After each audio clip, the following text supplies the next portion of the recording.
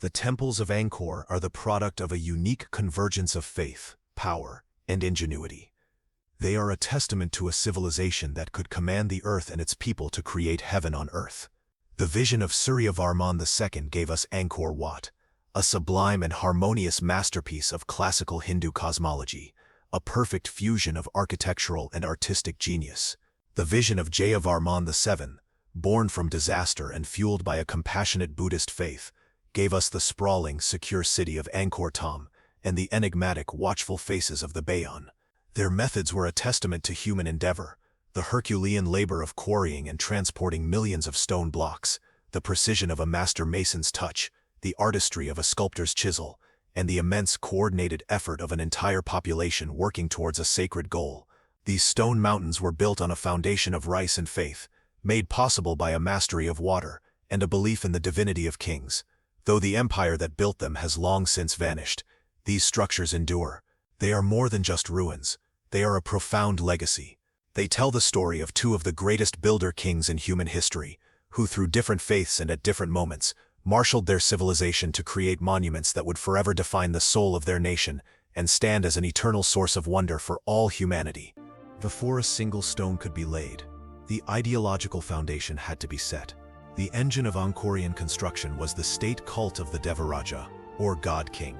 Established in 802 CE by the empire's founder, Jayavarman II. This cult identified the reigning monarch as the earthly representative, or living essence, of a Hindu deity, usually Shiva. The king was the vital link between the realm of the gods and the realm of humanity. His duty was not just to rule, but to maintain cosmic order and harmony on earth. The ultimate expression of this duty was the construction of a state temple, a massive stone temple mountain that served as the king's spiritual center, and often his future mausoleum. This was not an act of vanity, but a state-mandated religious obligation. The temple was a stone replica of Mount Meru, the mythical five-peaked mountain at the center of the Hindu universe and the home of the gods. By building his own Mount Meru, the king created a new cosmic center for his kingdom, ensuring its stability and prosperity. The temple housed a sacred linga, a phallic symbol of Shiva, which was imbued with the king's divine essence. This powerful ideology gave the king the absolute authority to command the immense resources and manpower required for these colossal undertakings. The people were not merely building a temple for a king, they were performing a sacred duty to uphold the balance of the universe itself. A civilization builds great monuments on a full stomach. The Khmer Empire's ability to create Angkor was powered by its mastery of water, which produced a staggering agricultural surplus. The empire was centered around the Tonle Sap, a unique lake connected to the Mekong River that swells to more than 5 times its size during the monsoon season. This natural phenomenon provided an abundance of fish, a staple of the Khmer diet. More importantly, the Khmer kings engineered one of the most sophisticated hydraulic systems of the ancient world. They constructed a vast network of canals, dikes, and enormous reservoirs known as breathtaking. These were not just for flood control. They were the key to agricultural intensification. By storing massive amounts of water from the monsoon rains, the Khmer could irrigate their rice paddies through the dry season, allowing them to harvest rice 2, 3, or even 4 times a year. This massive surplus of rice was the empire's true currency. It fed the king, his court, the priesthood, and the bureaucracy. Critically, it fed the massive army of laborers, the artisans, masons, and conscripted peasants who were freed from their own farms to dedicate years, even decades, to the construction of the state temples. Without the berets and the rice they guaranteed, the stones of Angkor would have remained in their quarries. The breathtaking sophistication of Angkor Wat did not appear out of thin air. It was the culmination of 5 centuries of architectural evolution. The earliest Khmer temples, from the pre-Angkorian Chenla period, Su Amit Singatret, were relatively simple, single-towered brick sanctuaries, often decorated with exquisite carvings in sandstone. Sites like Sambor Pre Cook demonstrate the early mastery of bricklaying and the development of a distinct Khmer artistic style in its sculpture. Over time, architects grew more ambitious. They began grouping towers together on single platforms, experimenting with causeways and enclosure walls. They slowly transitioned from brick, a less durable material, to the more permanent and expressive medium of sandstone. Kings like Yasovarman I, late 9th century, established the basic layout of the Angkorian capital, constructing the first Great Bare, the East Bare, and building his temple on a natural hill, Phnom Bakeng, foreshadowing the Temple Mountain concept. By the 11th century, kings were building colossal stone pyramids like the Bafuan. Each successive project served as a laboratory, allowing Khmer engineers to solve problems of foundation, drainage, load-bearing, and stone carving on an ever-increasing scale. They mastered the corbelled arch, a technique of stacking stones progressively closer to span a gap, and developed the artistic canons for the narrative bas-reliefs. This centuries-long inheritance of accumulated knowledge and practical experience was the technical bedrock upon which Suryavarman II would build his masterpiece. Suryavarman II came to power as a young, ambitious warrior. Inscriptions depict him leaping onto the royal elephant of his rival uncle and killing him to seize the throne. His reign was marked by military campaigns that extended the empire's influence and a period of strong centralized rule. But his greatest legacy was born of his profound religious devotion. In a significant departure from the centuries-long royal tradition of Shaivism, Suryavarman II was a passionate devotee of Vishnu, the preserver god. He decided that his state temple would not be for Shiva, but for Vishnu, and it would surpass all that had come before it in scale, complexity, and artistic perfection. This temple, originally known as Vra Vishnu Lok, the sacred abode of Vishnu, is what we now call Angkor Wat. The vision was breathtakingly audacious. It would be a complete stone model of the Hindu cosmos, perfectly aligned with the heavens. Its 5 central towers would represent the peaks of Mount Meru. A massive wall and a sprawling moat, over 3 miles in circumference, would symbolize the surrounding mountain ranges and the cosmic ocean. Uniquely, the temple was oriented to the west, the direction of Vishnu, and the direction associated with death in Hindu tradition. This has led most scholars to believe that Angkor Wat was designed not only as a state temple for Vishnu, but also as the king's own funerary monument, where his ashes would be interred and his soul would be unified with the god after his death. The primary building material for Angkor Wat's superstructure was a grayish-yellow sandstone, chosen for its beauty and its suitability for carving.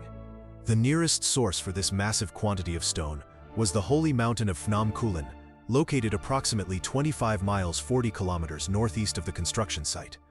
The logistics of quarrying and transporting an estimated 5 to 10 million blocks of stone, some weighing over 1.5 tons each, remains one of the most astonishing feats of the ancient world. The quarrying process was a testament to ingenuity. Workers would drill lines of holes into the sandstone beds, then insert wooden wedges. During the dry season, they would repeatedly douse the wedges with water, causing the wood to swell.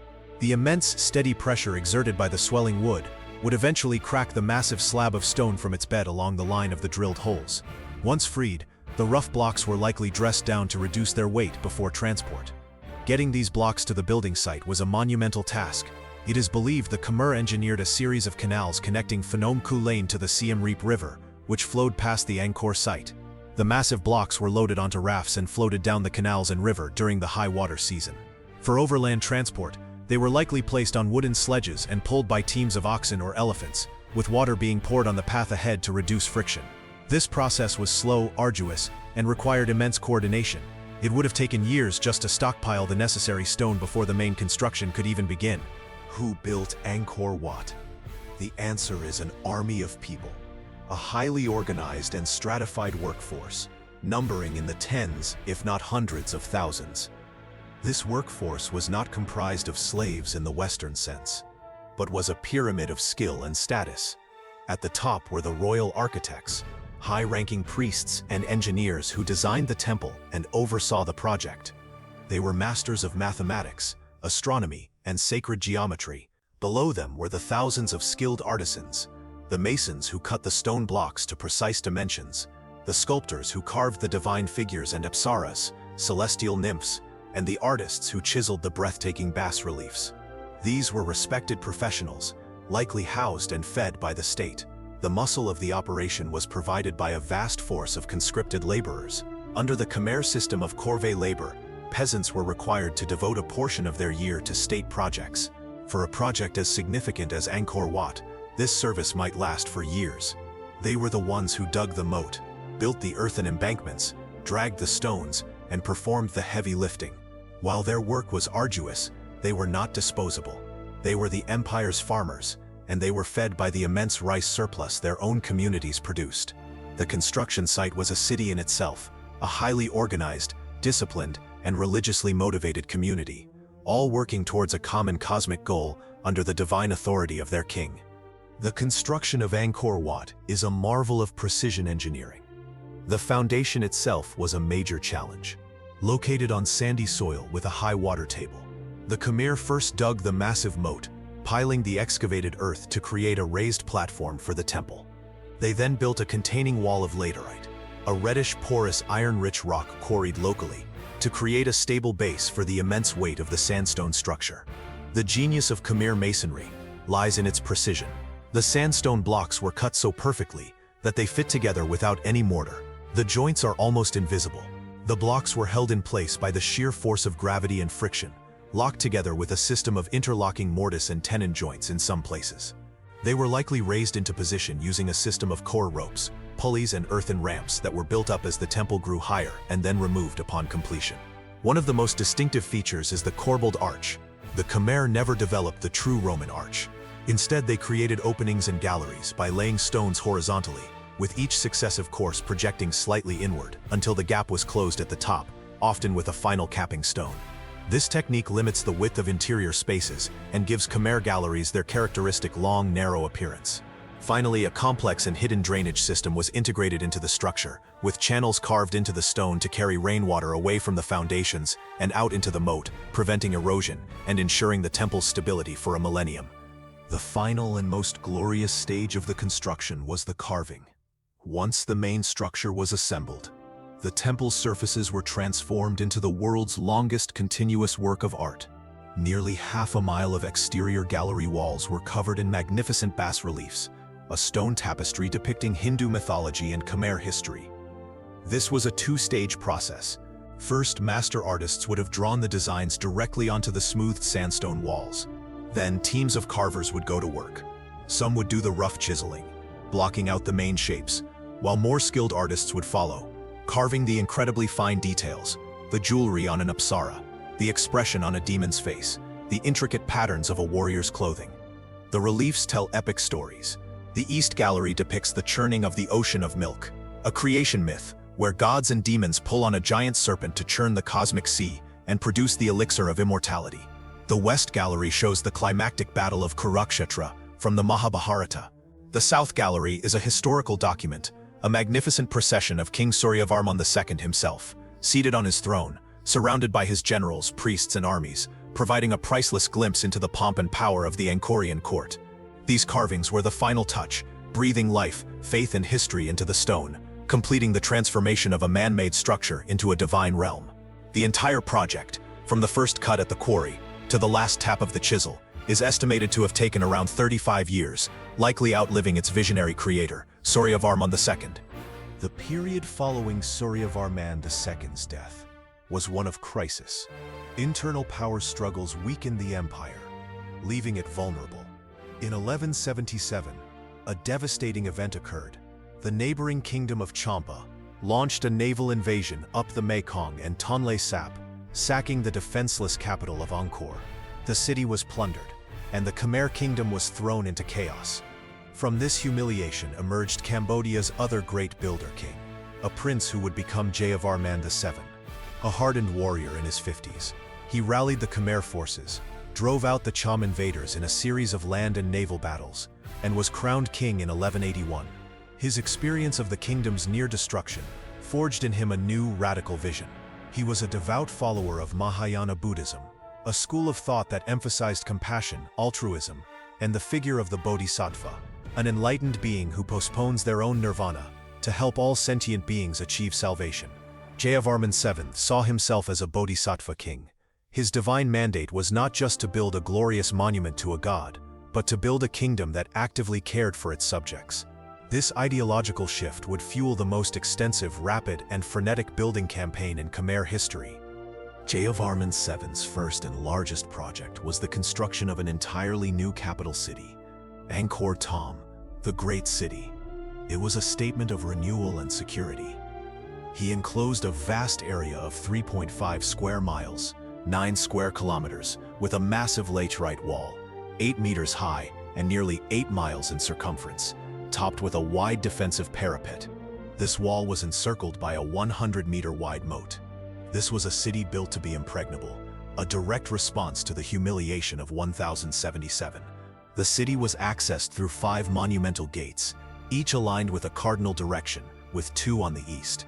These gates are architectural masterpieces in themselves. Each is topped by 4 giant serene stone faces, gazing out towards the north, south, east, and west. The causeways leading to the gates are flanked by colossal balustrades depicting 54 gods on one side and 54 demons on the other, each team holding the body of a giant Naga serpent, reenacting the churning of the ocean of milk myth.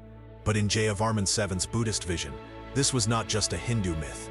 It was a symbol of the struggle between good and evil, and the city itself was the central pivot, the fulcrum of cosmic balance. At the exact geographic center of his new capital, Jayavarman VII built his state temple, the Bayon. If Angkor Wat is a classical, harmonious, and expansive vision of a Hindu heaven, the Bayon is its opposite, a complex, compressed, and almost chaotic forest of stone. It is one of the most enigmatic and compelling structures ever built. The Bayon is a mountain of face towers. Its central peak is surrounded by 54 smaller towers, and almost all are carved with 4 giant smiling faces. The identity of these 216 faces is the subject of intense debate. They are most likely a representation of Lokeshvara, the bodhisattva of compassion, the king's patron deity, but their serene, powerful, and slightly smiling expression is so specific that many believe they are also idealized portraits of Jayavarman VII himself, presenting the king as the living embodiment of compassion, his gaze watching over every corner of his kingdom. The construction of the Bayon appears to have been rushed. The stonework is often less precise than that of Angkor Wat, and the layout was altered several times during construction, resulting in a confusing maze of galleries. This haste reflects the king's urgency. Unlike Suryavarman II, who had a lifetime for one project, Jayavarman VII began his building program late in life and had an enormous agenda. The Bayon's bas-reliefs are also different. While they include mythological scenes, they are dominated by vivid historical depictions of daily life, market scenes, cockfights, cooking, and detailed representations of the king's battles against the Chams. They are a vibrant, earthly record of the Khmer people, a testament to a king who for the first time placed his subjects at the center of his temple's narrative. Jayavarman VII's building ambitions did not end with Angkor Thom and the Bayon.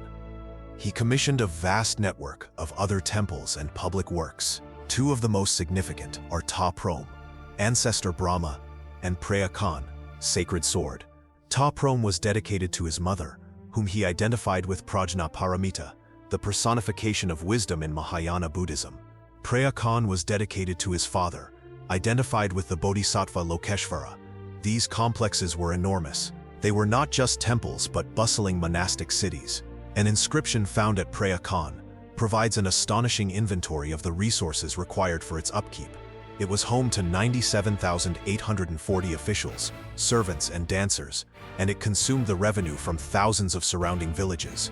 The inscription details the vast stores of rice, honey, sesame, and butter needed to sustain the temple, and the treasury of gold, silver, pearls, and precious stones it contained.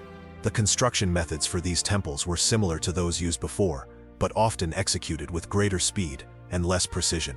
The sheer volume of building undertaken simultaneously across the empire meant that standards sometimes slipped, yet the artistic vision remained powerful.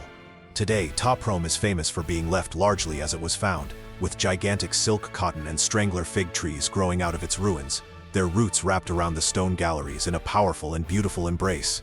This symbiosis of nature and architecture gives a stunning visual sense of the passage of time and the eventual triumph of the jungle. What truly sets Jayavarman VII apart from every Khmer king before him was that his building program extended far beyond religious monuments. Guided by his Buddhist ideals of compassion, he embarked on the first and only state-sponsored social welfare program in the empire's history. The most remarkable part of this was his network of hospitals. Inscriptions tell us he built 102 hospitals throughout his empire, from the capital to the furthest provinces.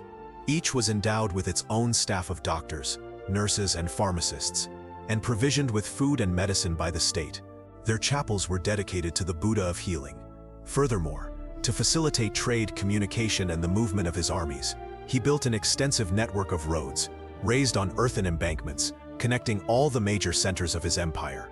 Along these routes, he constructed a system of 121 rest houses, dharmasalas, or houses with fire, located approximately every 9-10 miles, 15 kilometers, providing shelter for travelers, merchants, and officials. This infrastructure was revolutionary. It demonstrated a king concerned not just with his own divinity and the cosmos, but with the earthly well-being of his subjects. The logistics and labor required for this empire-wide program were staggering, likely dwarfing even the resources needed for his temples.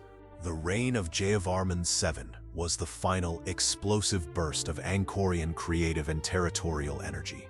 The sheer scale and speed of his building campaign were unparalleled, but they came at a colossal cost. The mobilization of labor and resources for Angkor Thom, the Bayon, Ta Prohm, Phra Khan, the hospitals, and the road network would have placed an almost unbearable strain on the Khmer economy and its people. The rice surplus, while vast, had its limits. Diverting so much labor from the rice paddies for so long could have jeopardized the agricultural base of the empire. The corvée labor system, once a sacred duty, may have become an oppressive burden under the relentless demands of the state. While Suryavarman II's construction of Angkor Wat was a singular, massive effort, Jayavarman VII's program was a sustained, empire-wide drain on manpower and wealth that lasted for over 30 years. Some historians argue that this overextension, however well-intentioned, exhausted the empire. It spent its demographic, economic, and spiritual capital, leaving its successors with little left in the treasury and a population weary of monumental construction. Jayavarman VII's reign was glorious, but it may have been the glorious flame that consumed the candle. After the death of Jayavarman VII, around 1218, the era of monumental stone construction came to an abrupt end. No king ever again attempted a project on the scale of Angkor Wat or the Bayon. The reasons for this are complex and interconnected. The strain left by Jayavarman VII's reign is one factor. Another was a significant religious shift. The elite, state-sponsored Mahayana Buddhism of Jayavarman VII was gradually replaced by the more populist and egalitarian Theravada Buddhism, which spread from Sri Lanka and became the dominant faith of the people. Theravada Buddhism did not require a god-king, nor did it demand the construction of colossal stone mountains to house a divine essence. Faith was centered on the local wooden wat, monastery, personal enlightenment, and the accumulation of merit through good deeds. This new ideology completely dismantled the religious justification for the massive state temple projects. Simultaneously, the empire faced growing external threats from the rising power of the Siamese kingdoms to the west, particularly Ayutthaya. Environmental pressures, possibly including droughts that strained the complex hydraulic system, may have also weakened the state's agricultural foundation. The great age of the mountain makers was over. The focus shifted from building for the gods to simply surviving against mortal enemies. By 1431, after a Siamese invasion, the Khmer court would abandon Angkor, leaving the magnificent stone temples to the slow, silent embrace of the jungle.